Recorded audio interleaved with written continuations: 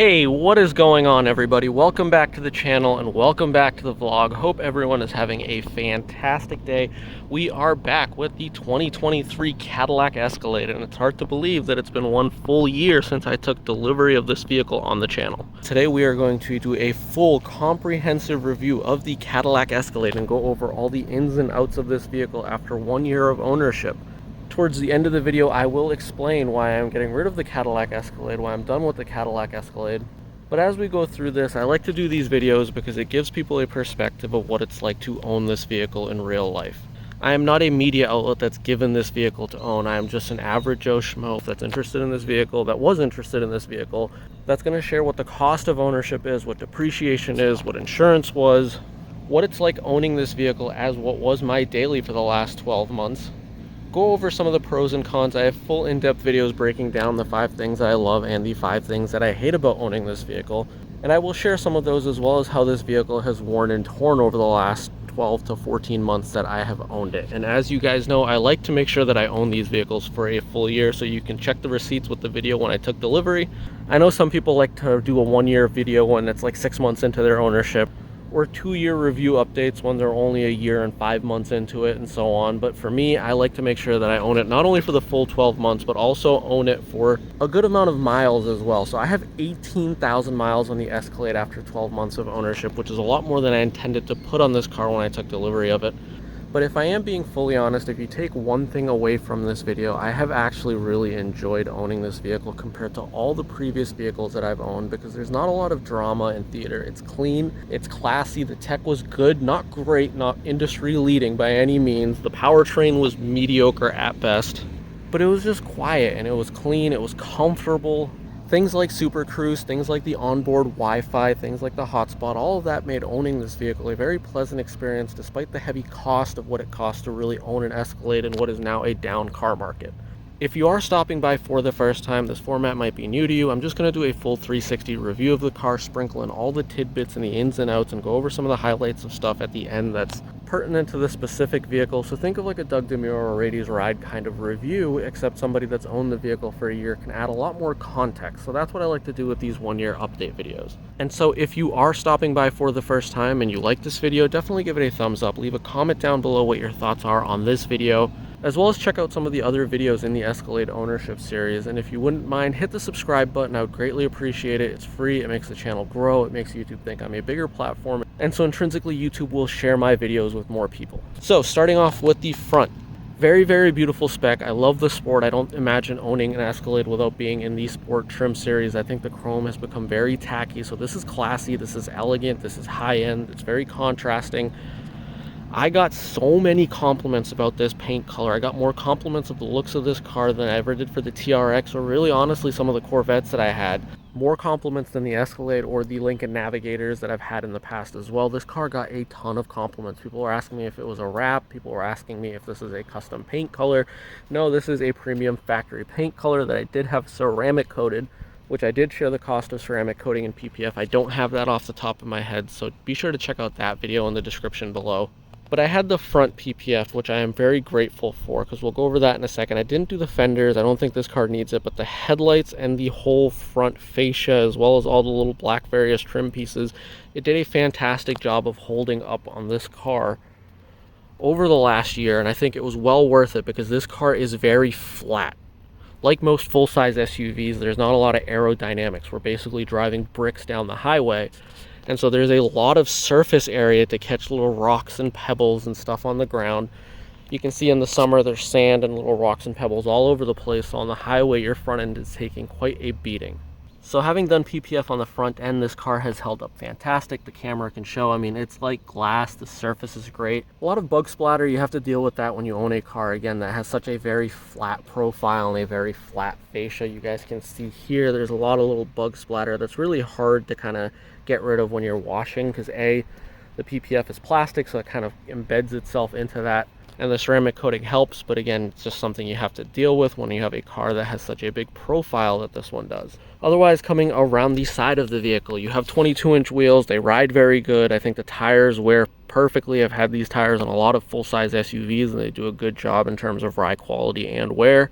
Brakes are pretty decent. I kind of wish there was a better brake on this car from the factory. The V comes with a performance brake, as well as you can get a performance brake option on the Cadillac Escalade. If I had to do it again, I would probably get performance brakes on the Escalade, just because this is a big vehicle. And so if you do drive a little bit aggressively, I've taken this car on rallies with supercars, ironically, just because it's what I had. I didn't have a Z06 because General Motors sucks at building Z06s, or E-Rays, or really any car for that matter. And so long story short, I've had to do some aggressive driving. So both in aggressive driving, there's quick brake fade. After a couple hard presses, you're going to feel sponginess in your brakes. But even through normal driving, if you have to lock up the brakes, the front end definitely feels like it's floating a little bit when you jam on the brakes. And so I kind of wish I went with upgraded brakes. Something to consider if your driving style is in need of it. The factory brakes are not that great.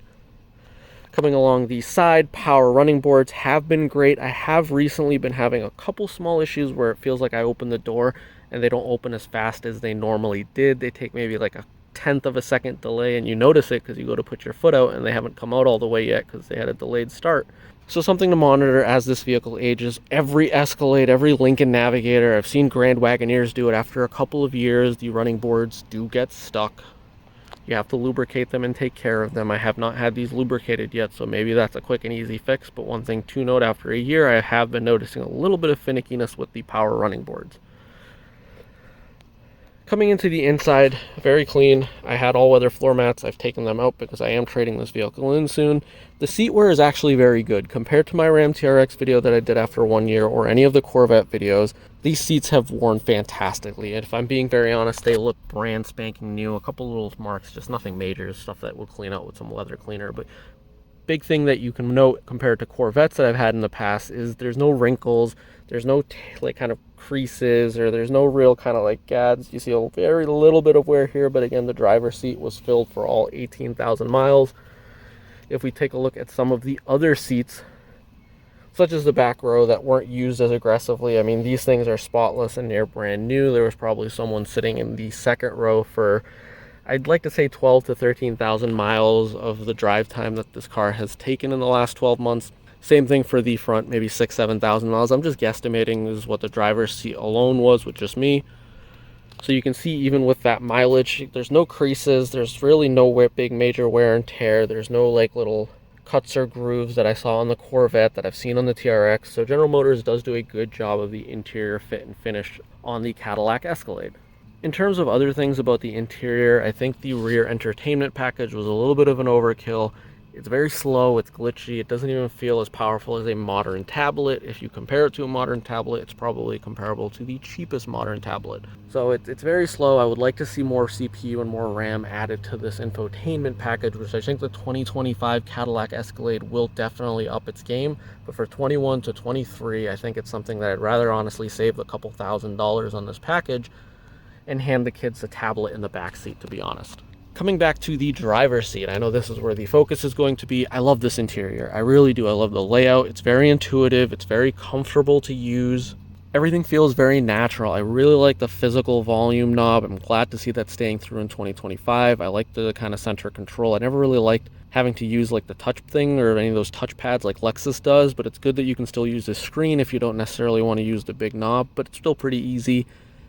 You get used to the shifter pretty easy, but somebody else ever has to drive this thing, the first thing to do is question how to use the shifter. So it's definitely a very German designed shifter intended to compete with Mercedes and BMW in terms of what you'd find for a comfort level.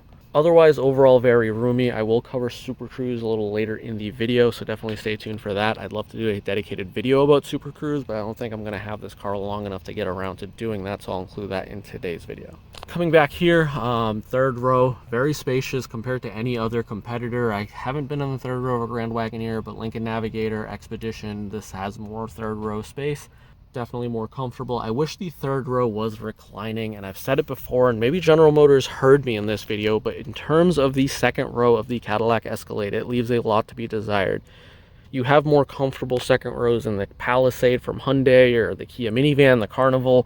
There's no massaging seats back here. There's not a lot of good finishes, to be very honest with you. You see a lot of felt lining, which could be probably suede. You see a lot of hard plastics on a very premium, fully loaded, high-end trim level Escalade. I do like the contrast piping, but otherwise I think there's more to be done in the second row. I've already covered the monitors, so General Motors for 2025 did hear my outcry from the last video, so they are adding a presidential executive package for the second row in the 2025 Escalade, which will include kind of like swing out little cup plates or cup holders or little trays, if you will. Sorry, couldn't think of the right word there. It'll also include massaging and cooled second row seats, I think, which is a great option as well, because let's be real, a Cadillac Escalade is for the family. A Cadillac Escalade is for the passengers. As nice as the front row of this Escalade is, I think the second row and the third row is where the focus needs to be, because that's who you really buy vehicles like this for. And with that said, if I could air one more grievance, the regular Escalade I'm sure is fine, but the ESV should probably be a little bit longer. This is a big vehicle. This has a very big road presence. I get a lot of people telling me how massive it is, and if I'm being honest, I wish the ESV, the extended length wheelbase of the Cadillac Escalade offerings, I still wish it was a little bit longer. Because reality is the person buying this wants the ability to seat 7 people as well as luggage for 7 people, and this still feels like it falls a little bit short. If this car was proportioned a little bit to somehow squeak out another half a foot, maybe honestly even a foot, I wouldn't care. The third row could use a little bit more leg room. You can give yourself more leg room by sliding the second row forward, but that just takes away from the second row, so it would be nice if the third row got a little bit more leg room without compromising the storage capacity behind the third row. One other thing to note, $115,000 price tag. You manually slide these seats back. If you do in fact fold it, what I don't like is that when you do slide it back up, it slides back to a almost all the way forward position. So every time you put the seat down for somebody in the third row, tons of room for the third row person when it's up all the way, but not as much for leg room for the second row.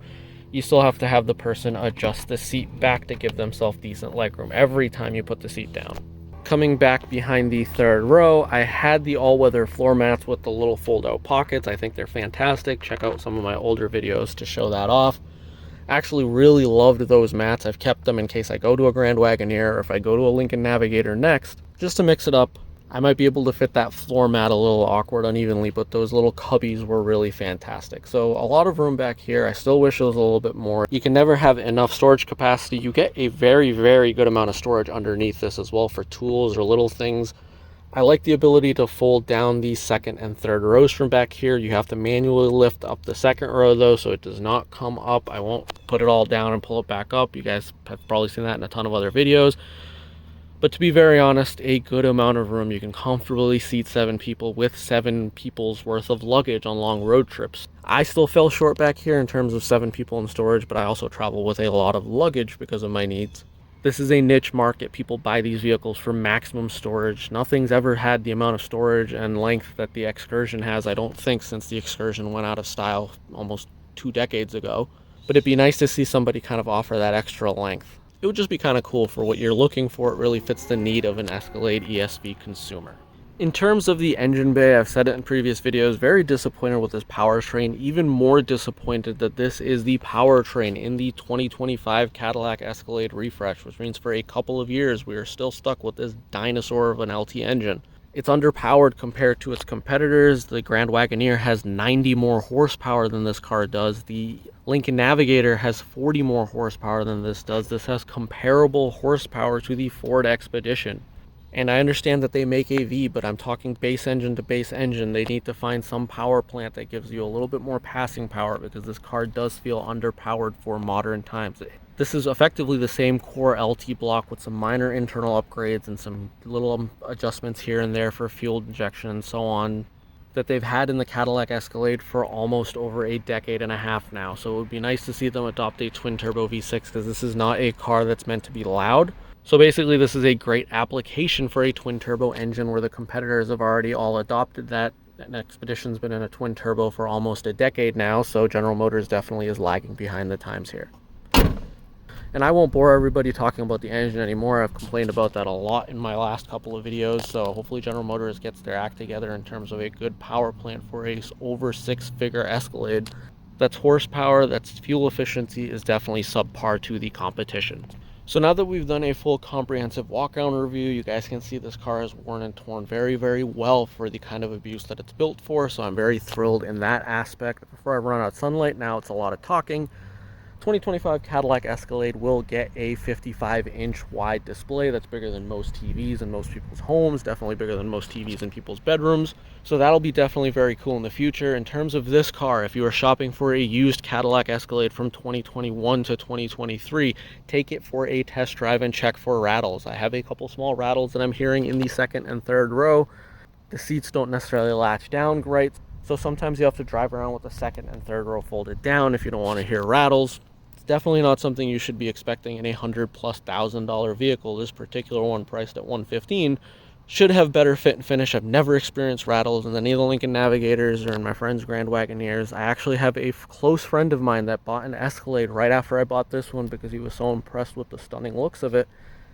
And he's had nothing but nightmares with rattles. So if you do drive a used vehicle, if you're considering a used Cadillac Escalade from this generation, please test drive it, because if you buy it after the fact, there is little to no help from General Motors. My friend has been to 6 General Motors dealerships. There's an open pending star case.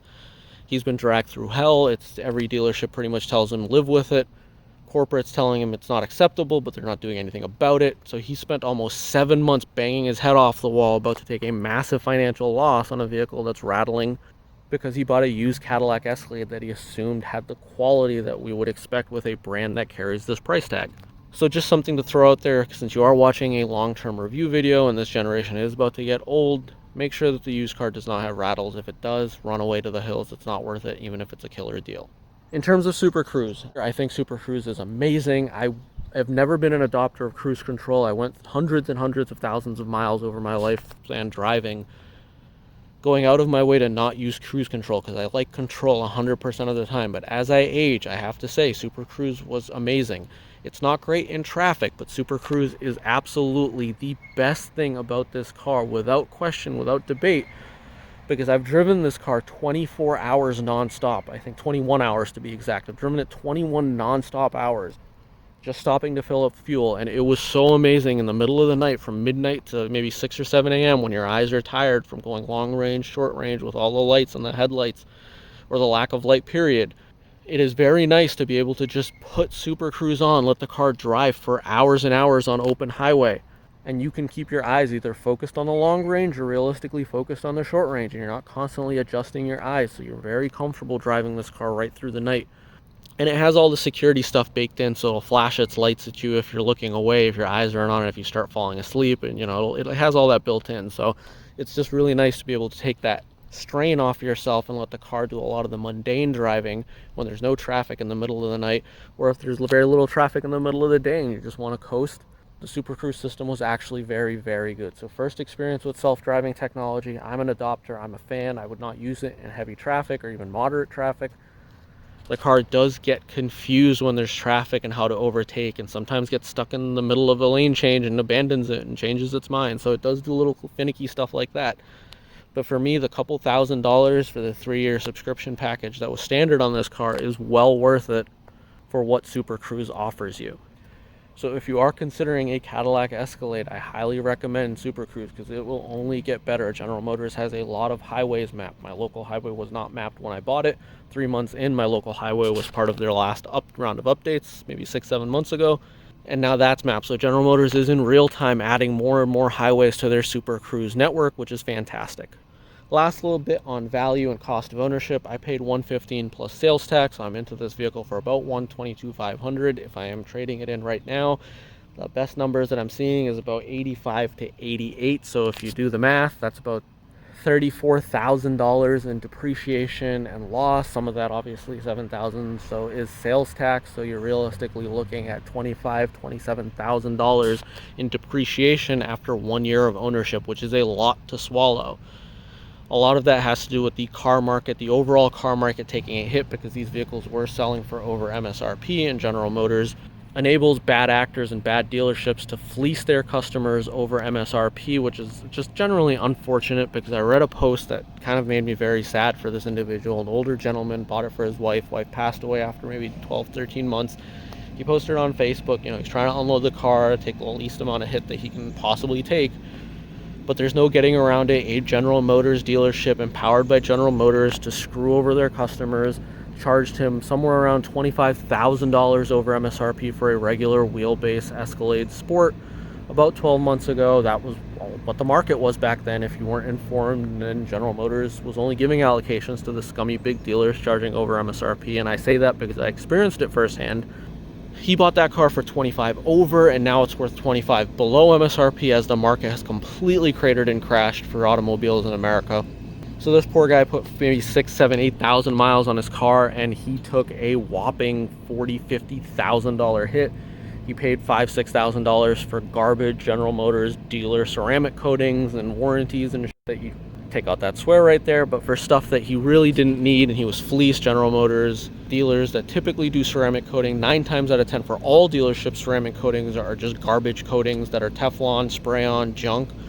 I got this ceramic coated by a ceramic pro dealer, which is why the paint and finish is held up as beautiful as it has. This car still looks brand new on the outside. But this old man basically lost $50,000, $55,000 for 12 months of owning a Cadillac Escalade. That is getting taken to the cleaners. And so in my case, I'm comfortable having lost about $30,000 and putting 18,000 miles on this car. I think it was worth it. A lot of great memories, a lot of functional use for business, to be honest with you. That's what this car really served me. That's really what a lot of miles on this came for, was just going to different projects and doing a lot of different things in my day-to-day life that I need a vehicle for. And this was perfect for that. Auto insurance was about $1,375, $1,400 for the first year. Second year, I'm at $1,550. Went up about $150, $200, so you can't complain. Insurances are going through the roof right now, so expect to pay about $1,500 if you have a good driving record and you have a series of discounts that you can tack on, like multi-car discount and a good driving record. So definitely something to keep in mind in terms of cost of ownership. So that's all I really have for today's video. This is really a video where I want to share what it's like owning this car for 1 year, the pros, the cons, some positives. Obviously a very high cost of ownership, a tough pill to swallow if I'm being honest, because I've gone the last couple of years without losing any money in any of the cars that I've owned. But I knew going into it that I was going to lose probably $20,000 to own this for a year. The numbers coming in probably $10,000 more than that. Sales tax will transfer, so realistically $27,000 or so to own this car for the year. You know, double check my math. I'm doing the math off the top of my head. But after sales tax transfer, probably $5,000, $6,000, $7,000 more than what I expected to lose. But I also did put on 5,000, 6,000, 7,000 more miles than I intended to put on when I bought this car, if not more than that. So all in all, very satisfied with it. I will definitely not pay MSRP for a Cadillac Escalade ever again. I don't care what market we're in, what the situation is. I will never, ever make that mistake again. I will always make sure that it is close to invoice, if not less. And my heart goes out to all the people that General Motors enabled scumbag dealerships and empowered scumbag dealerships to fleece the customers with charging them over MSRP, because that was all money that immediately in this market is now burnt away. But yeah, this car is beautiful, guys. Leave a comment down below what your thoughts are on this spec. I have to be very honest with you. I definitely don't want to get rid of this car, but I also don't want 3 very high-end expensive vehicles. I think 2 is pretty much where I've been comfortable at and where this economy is. This car is not coming back in value. There's no value appreciation. Like most cars, all cars really lose money. They're a depreciating expense in exchange for whatever joy or pleasure you get out of it. And so I don't necessarily need a full-size SUV anytime soon, so I'm comfortable making this trade. I'll always be able to buy back a Escalade in this generation and this spec for less than what I'm trading it in for after a couple of months when the market continues to go down. Especially with the 2025 Cadillac Escalade coming out, nobody is dropping top dollar for the old body style. But I want to make this video. The Escalade content doesn't get a ton of views, but for anybody out there looking for an Escalade in this generation, leave a comment down below if you have any questions. If you want to ask me about anything in particular, if you want to ask me about any specific options, definitely let me know in the comment section below, and I will definitely share any and all transparent information about my 12 to 14 months actually now of owning this vehicle to help you make a good and informed decision on your next purchase. And I know this video is probably one of the longest videos I've ever done, but I think YouTube likes length, and there's a lot of good information in this video for Cadillac Escalade owners or potential buyers. Last thing I will say is save your $2,000+ on night vision. Absolutely garbage. I have yet to find a good use case for night vision, if I'm being very, very honest with you. It's super gimmicky. It served no function. I've driven on all roads you can imagine, 18,000 miles, up and down the East Coast, out to the Midwest with this car, up and through Canada, day, night, dirt trails, you name it. I've driven it with this car pretty much.